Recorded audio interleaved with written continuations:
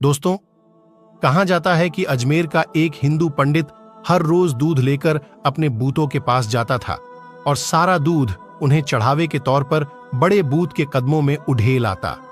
एक दिन उस हिंदू पंडित की बेटी कहती हैं कि बाबा, आप हर रोज दूध कहां लेकर जाते हो? हिंदू पंडित जवाब देता है कि बेटी, दूध अपने देवता के चरणों में चढ़ाने जाता हूं। पंडित की बेटी कहती है कि बाबा, क्या देवता भी दूध पीते हैं? पंडित ने जवाब दिया कि नहीं बेटी, ये दूध पीते नहीं हैं, मैं उनके चरणों में दूध चढ़ाकर आ जाता हूं। बेटी कहती है कि बाबा, अगर वो दूध पीते नहीं है तो आप हर रोज दूध लेकर वहां क्यों जाते हैं? पंडित कहता है कि बेटी, ऐसी बेहुदा बातें नहीं करते, तुम इतना जान लो कि देवता दूध नहीं पीते। इस पर लड़की ने कहा कि बाबा, कल मैं दूध लेकर जाऊंगी और हर सूरत में अपने देवता को दूध पिलाकर ही आऊंगी। पंडित ने कहा कि बेटी, ऐसी बातें नहीं करते। लड़की के बार बार जिद करने पर पंडित कहता है कि ठीक है, जैसी तुम्हारी मर्जी, बस याद रखना कि जब मंदिर में कोई ना हो तब जाना। दूसरे दिन लड़की दूध का प्याला लेकर मंदिर जाती है और मंदिर के सबसे बड़े बुद्ध के सामने खड़े होकर कहती है कि अगर तू खुदा है तो दूध पी ले। बूथ आखिर बुत ही था, वो कहां हिलने वाला था। लड़की गुस्से से बोली, अगर तू मेरा खुदा है और मेरी आवाज को सुनता है तो ये दूध का प्याला पकड़ और दूध को पी ले। वो बार बार जिद करती है और आखिरकार लड़की गुस्से से बुद्ध के चरणों में अपना सर दे मारती है। वो लड़की अपने जिद को बरकरार रखते हुए कहती जाती है कि अगर तू मेरा खुदा है तो दूध पिएगा, तभी मैं घर को वापस जाऊंगी, वरना मैं यहां अपनी जान दे दूंगी।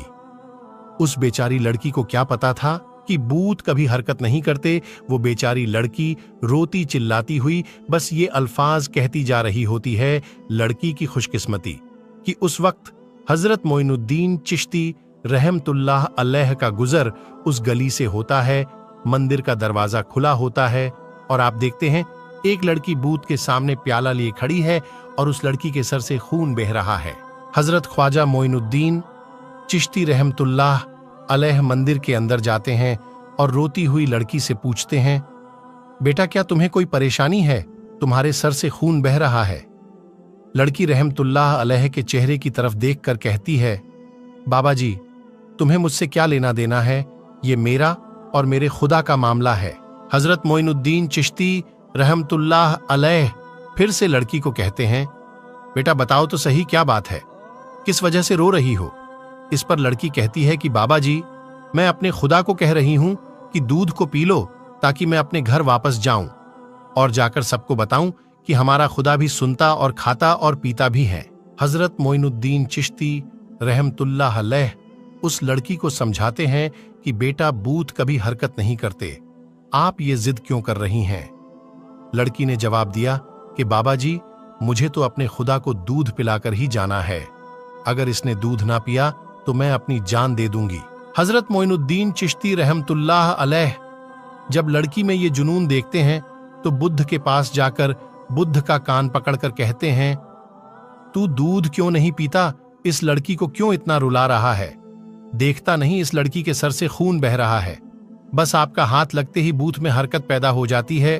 बूथ ने दूध का प्याला पकड़कर दूध पीना शुरू कर दिया। जब बूथ दूध पी लेता है तो बच्ची बहुत खुश होती है और कहती है कि मेरी कसम पूरी हो गई है, अब मैं अपने घर जा सकती हूं। लड़की जब अपने गांव में जाती है तो गांव वाले लड़की की हालत देखकर पंडित से कहते हैं, तेरी बच्ची ने आज तेरी इज्जत को मिट्टी में मिला दिया है, इसके सर और कपड़ों पर खून लगा है, ऐसा महसूस होता है कि किसी ने तेरी बच्ची के साथ बदकारी की है। सब गांव वाले जमा हो जाते हैं और कहते हैं, बता तेरे साथ क्या हुआ है, किसने तेरी हालत ऐसी की है? लड़की ने मुस्कुराते हुए जवाब दिया कि मेरे साथ कुछ भी नहीं हुआ, ना ही मेरी इज्जत पर किसी ने हाथ डाला है, मैं तो अपने देवता को दूध पिलाकर आ रही हूं। गांव वाले कहते हैं कि पंडित की बेटी का दिमाग खराब हो गया है, ये लड़की पागलों वाली बातें कर रही है। लड़की ने जवाब दिया कि अगर आपको यकीन नहीं आता तो मेरे साथ चलिए, मैं आप लोगों के सामने देवता को दूध पिलाकर दिखा दूंगी। अगली सुबह सारे गांव के लोग ये माजरा देखने के लिए मंदिर पहुंच जाते हैं। पंडित और उसकी बेटी भी उनके साथ जाती है। लड़की बूथ से कहती है कि ए खुदा दूध पी ले। एक बार नहीं कई बार कहती है, पर वो बिल्कुल हरकत नहीं करता। वहां लोगों का मजमा यही कहता है कि ए लड़की, पागलों वाली हरकतें ना कर, देवता हरकत नहीं करते। लड़की कहती है कि ए मेरे खुदा, तुझे मेरी इज्जत की कसम है, दूध पी ले, पर बुत को कोई असर नहीं होता। लड़की बुत को कहती है कि दूध पीता है कि मैं कल वाले बुजुर्ग को बुलाकर लाऊं। लड़की के मुंह से ये अल्फाज निकलते ही बूत दूध का प्याला उठाता है और पूरा पी जाता है। वहां सब लोग ये माजरा देखकर हैरान होते हुए कहते हैं कि बेटा, वो कल वाला बुजुर्ग कौन है जिसका तुम नाम ले रही हो? लड़की जवाब देती है कि मैं उसका नाम पता तो नहीं जानती, लेकिन इतना पता है कि वो इधर को गया था। अब सब गांव वाले हजरत मोइनुद्दीन चिश्ती रहमतुल्लाह अलैह की तलाश में निकल पड़ते हैं। एक दरख्त के नीचे हजरत ख्वाजा मोइनुद्दीन चिश्ती रहमतुल्लाह अलैह को इबादत में मशहूल देखकर वो लड़की कहती है, यही वो बाबा जी है जिनके नाम पर बुद्ध ने दूध पी लिया है। सब आप रहमतुल्लाह अलैह के कदमों में गिर पड़ते हैं और कहने लगते हैं, बाबा जी, वो कौन सा जादू है जिसके जरिए पत्थर भी दूध पीने लगते हैं? आपने फरमाया कि वह कोई जादू नहीं है जिसके जरिए से बुद्ध ने दूध पी लिया। वो तो सब मेरे रब का फजलो करम है। लोग कहते हैं, बाबा जी, आपका रब कौन है?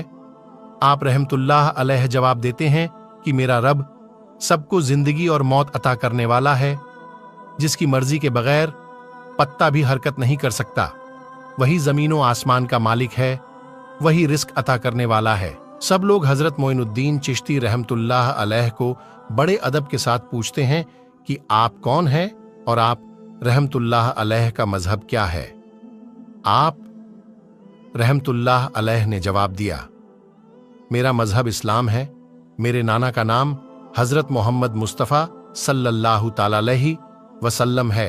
हजरत ख्वाजा मोइनुद्दीन चिश्ती रहमतुल्लाह अलैह का ये कहना ही था कि उस लड़की के बाप आप रहमतुल्लाह अलैह के कदमों में गिरकर कहने लगा, बाबा, आप हमारे बुद्ध को दूध पिलाने आए हो या हम सबको रसूल अकरम सल्लल्लाहु अलैहि वसल्लम का उम्मती बनाने के लिए? उसके बाद सब बस्ती के लोग आपकी कदमों में गिर पड़े, कलमा पढ़ा और सब के सब मुसलमान हो गए। एक रोज हजरत ख्वाजा गरीब नवाज रहमतुल्लाह अलैह जंगल से गुजरे। वहां आपने देखा कि कुछ लोग हैं जो आग की पूजा कर रहे हैं। ये लोग इस कदर रियाजत और मुजाहदात करते थे कि 6-6 महीने तक दाना पानी जुबान पर नहीं रखते थे। सरकार ख्वाजा गरीब नवाज रहमतुल्लाह अलैह ने उन लोगों से आग के पूजा के बारे में पूछा तो उन्होंने जवाब दिया, हम लोग आग को इसलिए पूजते हैं कि दोजख में ये आग हमें तकलीफ नहीं पहुंचाएगी। आपने फरमाया कि दोजख से बचने का तरीका ये नहीं है, बल्कि दोजख की आग से बचने के लिए अल्लाह की इबादत करो, फिर ये आग तुम्हें कोई नुकसान नहीं पहुंचाएगी। तुम लोग इतने दिनों से आग की पूजा करते हो, जरा इसमें अपना हाथ डालकर तो दिखाओ। उन लोगों ने कहा कि आग का काम ही जलाना, अगर हम अपना हाथ इसमें डालेंगे तो हमारा हाथ ही जल जाएगा। लेकिन आप कहते हैं कि अल्लाह ताला की इबादत से आग नहीं जलाएगी, तो इस बात का आपके पास क्या सबूत है? हजरत ख्वाजा गरीब नवाज रहमतुल्लाह अलैह ने फरमाया, देखो, हम खुदा की इबादत करने वाले हैं। ये आग हमारे जिस्म को तो दूर की बात है, हमारी जूती को भी नहीं जला सकती। ये फरमाकर आपने अपनी एक जूती आग में डाल दी। बहुत देर तक वो आग में रही, मगर उस पर आग का जर्रा बराबर भी असर नहीं हुआ। ये देखकर सबके सब लोग वहां मुसलमान हो गए। बेशक अल्लाह के वलियों को न कोई खौफ है और ना ही कोई गम। अल्लाह ताला से दुआ है कि अल्लाह ताला हम सबको नेक काम करने की तौफीक अता फरमाए। आमीन। दोस्तों, हम उम्मीद करते हैं आपको वीडियो जरूर पसंद आई होगी। अगर वीडियो पसंद आई हो तो वीडियो को लाइक करते हुए चैनल को सब्सक्राइब जरूर कर दीजिए। फिर मिलेंगे अगली वीडियो में, तब तक के लिए अस्सलाम वालेकुम।